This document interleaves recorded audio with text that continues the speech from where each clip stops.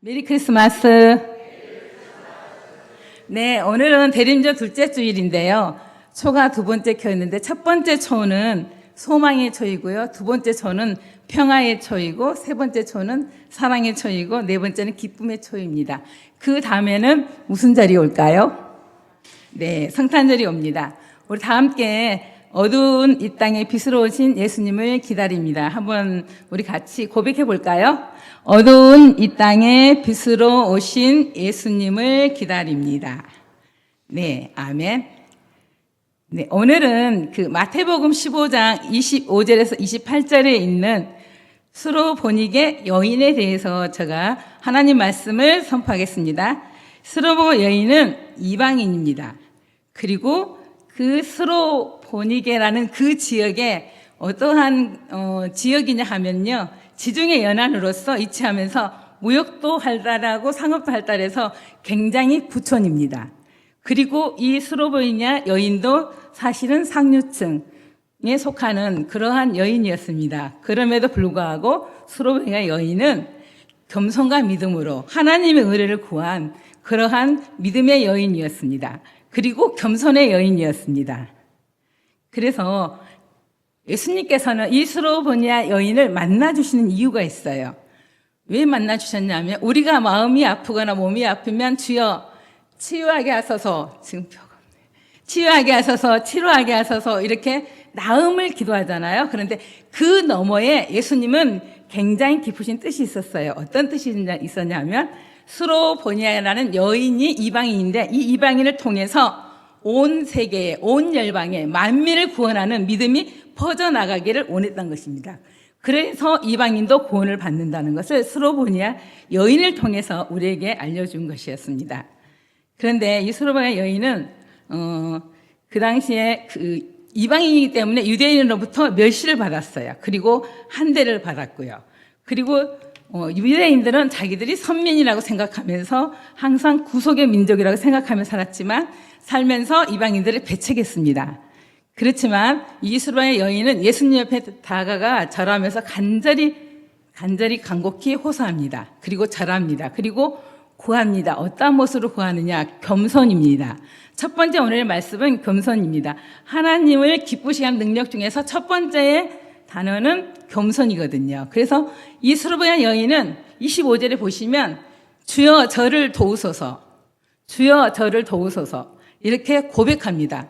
이 여인의 절박하고 강구한 이 간절함이 딸의 병을 고쳐달라는 요청일 뿐만 아니라 예수님을 구세주로 알아봤습니다. 그래서 예수님께 구원의 길이 있음을 알고 이렇게 믿음으로 표현한 겸손입니다. 그리고 예수님을 주라고 부릅니다. 오늘 말씀 속에서 주라는 단어가 나오거든요. 그래서 예수님이 구원자라는 사실을 알고 고백한 겁니다.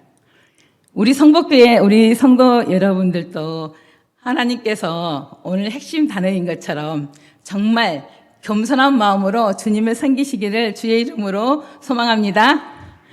네, 그래서 우리는 예수님의 대답과 실험을 한번 이렇게 보면 예수님은 처음에 여인의 요청에 대답하지 않으시잖아요. 그럼에도 여인은 계속해서 예수님을 찾습니다. 예수님은 자녀들의 떡을 취하여 개들에게 던져줄 수 없다고 예수님이 뜬금없이 말씀하시는 거. 아니 예수님이 나한테 그럴 수가 있어?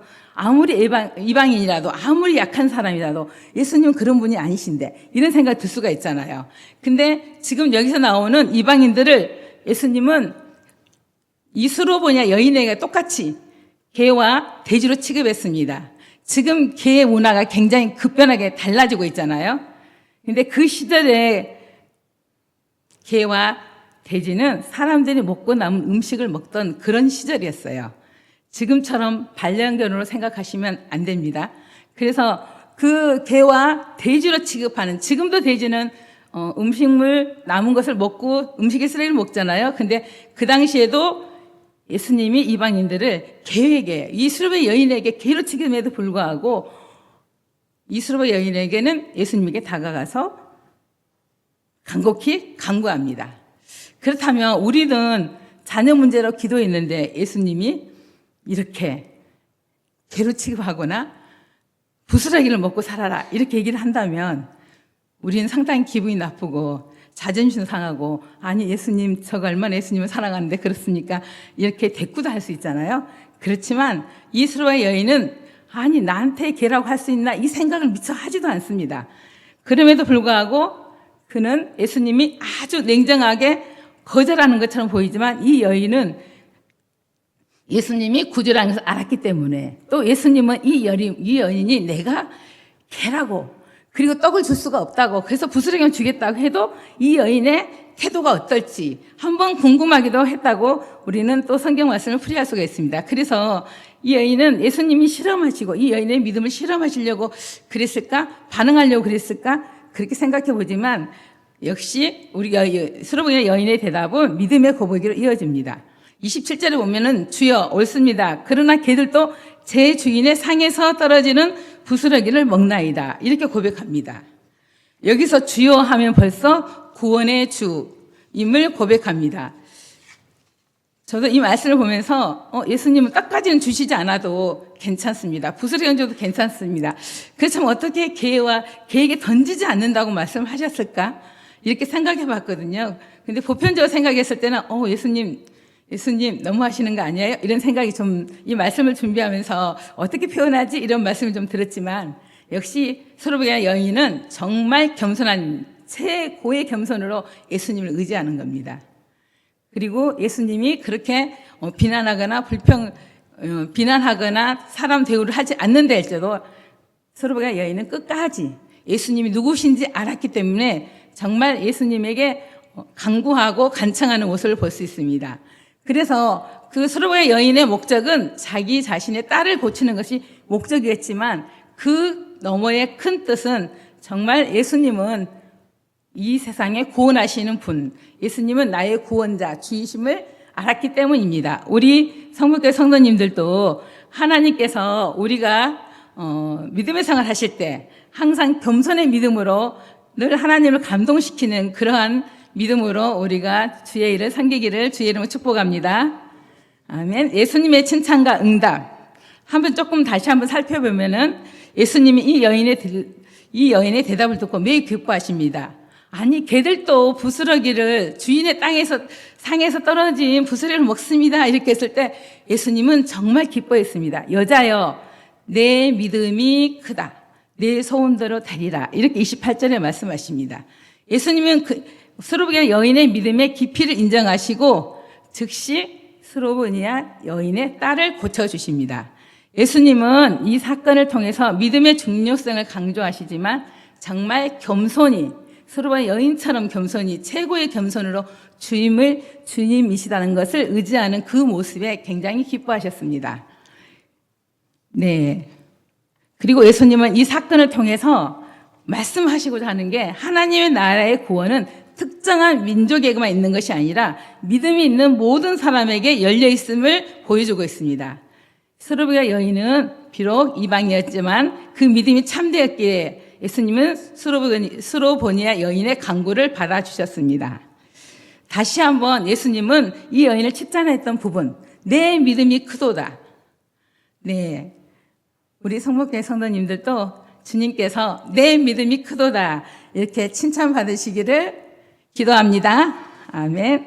예수님의 말씀을 듣고 이 수로보니 여인은 결코 포기하지 않았잖아요. 그리고 겸손한 마음으로 끝까지 자신의 자신이 받을 은혜를 받았으며 또 이방인들까지도 이 나라가 하나님의 나라가 퍼져나가는 것을 우리 수로보니 여인도 알았습니다. 그래서 주님의 겸손한 마음으로 그 믿음에 응답하시면서 확신을 가지고 나아갔던 우리 수로보니 여인의 겸손을 우리 간구할 때 하나님은 그 믿음을 보시고 우리 성국의 성도님들에게도 믿음대로 응답하여 주실 것을 믿습니다. 네, 오늘 우리에게 주시는 말씀을 우리가 정리해 보면 우리는 하나님의 뜻을 기다리는 믿음의 태도를 배워야 합니다.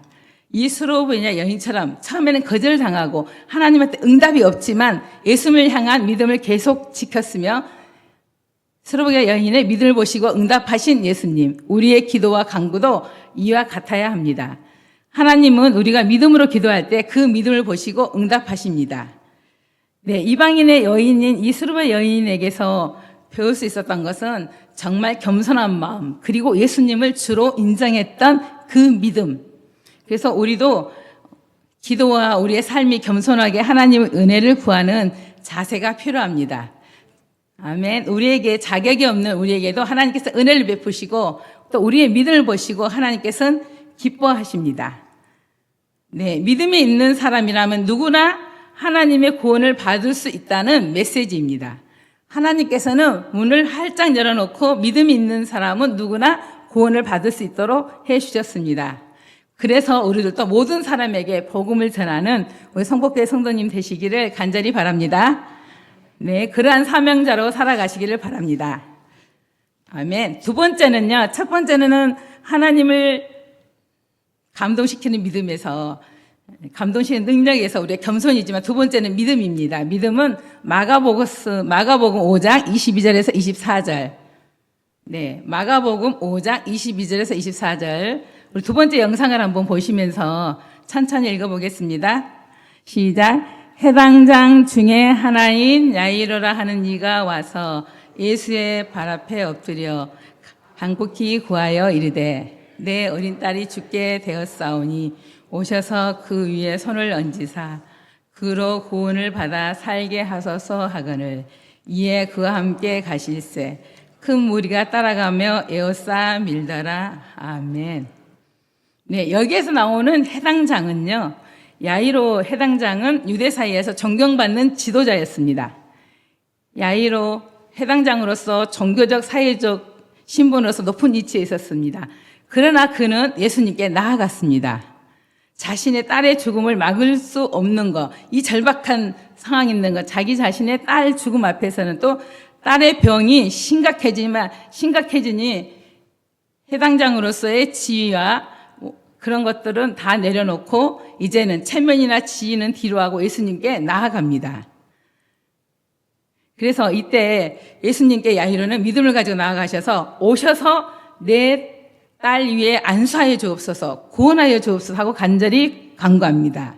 그의 믿음은 예수님에 대한 그러한 예수님이 가르치시며 고치시며 이러한 이 정도의 그러한 예수님의 교사가 아니라 정말 나의 딸을 치유해 줄 수 있는 능력의 소유자, 그리고 나의 딸이 치료를 받고 나서 예수님이 하나님의 아들이심이 구주이사는 걸 믿고 또 이러한 야이로가 자기 딸에 대한 믿음까지도 생각했던 것이기 때문에 야이로는 아주 절박한 상황에서 예수님께 간절히 간구했습니다.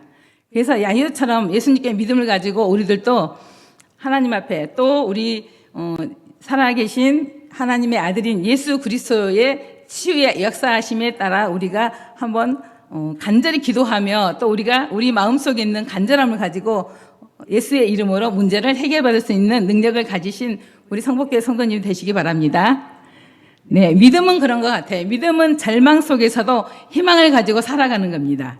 예수님에 대한 믿음은 겸손에서부터 시작됩니다. 그리고 예수님에 대한 믿음으로 시작됩니다. 더 자세히 살펴보면 예수님은 야이로의 간청에 즉시 반응하셔서 그의 딸을 구하기 위해서 가십니다. 예수님은 우리의 기도를 듣고 즉각적인 반응을 보여주실 때도 있지만 반대로 보여주시지 않을 때도 있습니다. 그러나 우리는 우리의 믿음에 맞춰서 하나님의 뜻에 그 기회에 하나님의 때에 맞는 그 기도의 응답이 이루어질 것을 믿고 우리들은 믿음 생활 하시기 바랍니다. 야이로처럼 예수님께 간구하고 기다리는 마음을 우리는 가져야 합니다. 그리고 하나님의 응답은 우리가 상상으로 생각해서는 안 되고 믿음으로 대하여 또 겸손에 대하여 그래서 우리 성복회의 공동체는 믿음의 공동체가 되어서 우리 스로브의 여인의 그 겸손처럼 야이로의 믿음처럼 살아가시는 그러한 우리 성도님들 되시기 바랍니다. 네, 하나님을 감동시키는 능력은 겸손과 믿음이었습니다. 저는 하나님을 감동시키는 능력이 여러 가지가 있지만 그 중에 겸손, 믿음, 그 다음에 세 번째로는 제가 순종에 대해서 한번 생각해 보았습니다. 순종에 대해서는 우리가 한번 말씀을 보겠습니다. 네. 순종의 말씀은 누가복음 1장 31절입니다. 우리 다 같이 한번 읽어보겠습니다. 시작. 보라, 처녀가 잉태하여 아멘. 네. 처녀가 잉태하여 아들을 낳으리 그 이름을 예수라라. 이 한마디지만요. 이제 우리 마리아의 입장에서는 마리아가 어린 처녀였잖아요. 그래서 마리아의 입장에서는 정말 놀랬을 것 같아요. 너무나 놀래서 예수님이 하나님 저는 아직 결혼하지 않는 그러한 처녀이고 약혼했을 뿐이지 지금은 아닙니다. 이렇게 할 수도 있지만 우리 마리아는 하나님을 감동시키는 능력 중에서 순종이에요. 그래서 순종은 국어사전의 표준에 찾아보면 순수히 따름이거든요. 순수히 따른다는 것은 다른 마음을 먹지 않고 말하는 대로 따라가는 거예요. 그래서 이제 마리아야 하나님의 천사가 마리아에게 찾아왔어요. 너가 아들을 낳을 것이니 이름을 예수라 하여라. 여기는 하나님의 아들이라고, 아기는 하나님의 아들이라고 불릴 것이다. 이렇게 말씀했어요. 그렇지만 마리아는 아직 결혼하기 전이었기 때문에 몹시 놀랐고, 그리고 이 모든 것이 하나님의 뜻이라는 것을 마리아는 금세 깨달아서 하나님 말씀에 순종하며 예수님을 기다렸어요. 대림절을 지나는 우리들도 하나님 말씀에 순종하여 우리에게 오실 예수님을 기다리며 겸손한 마음과 믿음으로 또 순종하는 마음으로 기다리시기를 주의 이름으로 바라봅니다. 네, 하나님께서는 지금도 마리아처럼 순종하는 제자를 찾고 계세요. 걱정과 고민을 내려놓고 하나님 말씀에 순종하는 예수님의 제자를 찾고 있습니다. 그래서 우리 여기 앉아있는 성북교 성도님들은 하나님의 말씀에 순종하는 예수님의 제자가 되시기를 선포합니다. 아멘. 네, 순종하면은 저희들이 가장 잘 아시는 아브라함의 믿음의 순종이 있습니다. 100세에 낳은 아들을 이삭을 바치라고 했을 때 모리아산에 데리고 간 아브라함의 믿음과 순종이죠. 그래서 여기서는 세 번째이기 때문에 순종. 아브라함도 순종을 했습니다. 그리고 베드로도 바닷가에서 고기를 잡을 때 배에 고기가 하나도 없었습니다. 그렇지만 예수님이 오른편 그물을 던지라 했을 때 그물을 던졌을 때 배에 넘치는 그러한 고기를 잡을 수가 있었습니다. 베드로의 순종도 있었습니다. 예수님께서 말씀하실 때 순종했던 것입니다. 마리아의 순종, 아브라함의 순종, 베드로의 순종. 우리는 이러한 순종을 할 때에 하나님께서 우리에게 더욱더 크신 믿음과 하나님께서 원하는 계획대로 우리들을 사용하실 줄 믿습니다. 아멘. 기도에 있어서 반드시 있어야 할 요소는 하나님의 뜻에 순종하고 존중하는 것입니다. 우리가 기도하잖아요. 기도는 하나님과의 대화예요. 그리고 기도를 왜 이렇게 열심히 하냐면은 하나님의 뜻을 알기 위함이라 그랬어요. 며칠 전에 하나님의 뜻은 항상 기뻐하라, 쉬지 말고 기도하라, 범사에 감사하라. 이는 그리스도 안에서 너희를 향하신 하나님의 뜻이라고 목사님께서 말씀하신 적이 있습니다. 그렇지만 여기서 보면 또 하나님의 뜻을 알기 위해서인데 내 뜻을 위해서 기도를 시작했다 할지라도 결국에는 하나님의 뜻대로 살아가기를 소망합니다. 또한 그 뜻을 받아들이는 것이 기도이며 순종입니다. 우리가 가장 좋은 것은요, 가장 좋은 방법은 백지를 가지고, 하얀 종이를 가지고 하나님 앞에 나아가는 것입니다. 그런데 우리가 하나님 앞에 나아가기 전에 먼저 우리가 이 백지에 자기의 뜻을 쓰고 그림을 그리고 그렇게 해서 우리가 기도하러 나가지는 않는지 한번 자신을 돌아보시기 바랍니다. 우리는 우리의 뜻을 먼저 쓰고 하나님께서 내 뜻에 맞도록 응답해 주시기를 원하시는 그런 마음으로 기도를 합니다. 저도 마찬가지입니다. 그러나 내 뜻과 하나님의 뜻이 다를 때가 있습니다. 그것은 그때는 내 것을 포기해야 됩니다. 그리고 다를 때에는 두 번 다시 생각할 필요도 없이 내 뜻을 버려야 합니다. 이것이 순종입니다. 이것이 오늘 주시는 하나님을 감동시키는 능력입니다. 그게 바로 순종입니다. 마리아의 사명은 단순히 자신의 삶을 바꾸는 것을 넘어서 인류를 구하는 하나님의 도구가 된다는 것을 마리아 역시 알았습니다. 그래서 마리아는 순종했습니다. 하나님의 계획을 알았기 때문입니다. 왜냐하면 우리가 마태복음 1장 21절에 보면은 아들을 낳으리니 그 이름을 예수라 했으며 자기 백성을 자기 죄에서 구원할 자라 했습니다. 이 말씀은 모든 민족을, 모든 세상 사람들을 구원할 예수님을 낳는다는 것을 마리아는 알고 있었기 때문에 처녀의 몸이지만 순종할 수가 있었고 그 하나님의 뜻에 동참할 수가 있었습니다. 그래서 우리는 마리아의 그 온전한 순종처럼 또 말씀에서 온전히 믿음으로 나아갔던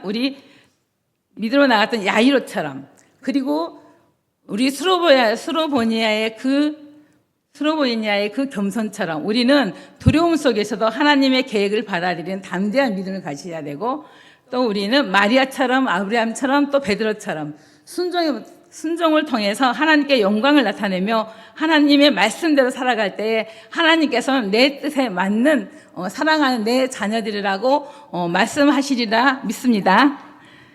네, 우리 성복교회 모든 성도님들은 겸손과 믿음과 순종의 사람으로서 하나님을 감동시키는 능력으로 이 대림절 둘째 주를 보내시고 셋째 주를 보내시고 넷째 주를 보내셔서 기쁨의 성탄절을 맞이하시며 평화의 왕으로 오신 왕중의 왕이신 예수님을 맞이하시기를 주의 이름으로 축복하고 소망합니다.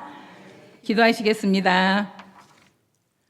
사랑의 하나님, 오늘도 저희들을 하나님 은혜 안에 거하게 하시고 겸손한 마음으로, 믿음으로, 순종으로 아버지 하나님 주님의 뜻을 받들 수 있도록 하나님 살아가게 하시니 감사합니다. 하나님 아버지, 저희들 겸손하게 살게 하옵소서, 믿음으로 살게 하옵소서, 순종으로 살게 하옵소서, 우리의 삶 속에 믿음을 더욱더 굳건히 지킬 수 있도록 말씀과 기도를 하나님 허락하여 주시고, 하나님께 우리에게 주신 약속을 믿으며 신뢰하며 믿음을 잘 지켜나갈 수 있도록 주님 도와주시옵소서. 저희들이 어려움과 고난이 있을 때에도 항상 주님께서 나와 함께 하시는 임마누엘 되신 하나님의 인도하심을 믿고 나아갈 수 있도록 도와주시옵소서. 아버지 하나님, 주님의 뜻에 마리아는 순종하였습니다. 마리아는 예수를 통해서 온 세상이 구원할 분임을 알았습니다. 그래서 마리아처럼 순종하는 삶을 살아가게 도와주시옵소서. 세상의 유혹과 내 뜻에 흔들리지 않고 오직 하나님의 뜻에 맞춰서 하나님께서 주시는 믿음으로 걸어가며 살아갈 수 있도록 하나님 도와주시옵소서. 하나님 아버지, 내 마음에 순종과 불순종이 일어날 때에 아버지 하나님 순종하는 마음으로 이겨나갈 수 있도록, 승리할 수 있도록 하나님 도와주시옵소서. 하나님 아버지, 예수님을 본받아서 모든 일에 주님의 손길을 의지하며 겸손하게 믿음으로 순종으로 살아가는 저희들 되게 하여 주시옵소서. 우리의 온 삶에 하나님께서 지키심과 보살핌심과 또 우리를 위해 십자가에 돌아가신 그 예수의 사랑 앞에 늘 겸손히, 또 아버지 하나님 부활하신 예수 그리스도의 부활하신 그 능력 앞에 믿음으로 저희들 온전히 살아낼 수 있도록 도와주시고, 하나님 끝까지 의지하며 예수 그리스도의 이름으로 살아갈 때 늘 승리하게 하여 도와주시옵소서. 오늘도 하나님 아버지, 우리에게 함께 하시는 예수 그리스도의 이름으로 기도합니다. 아멘.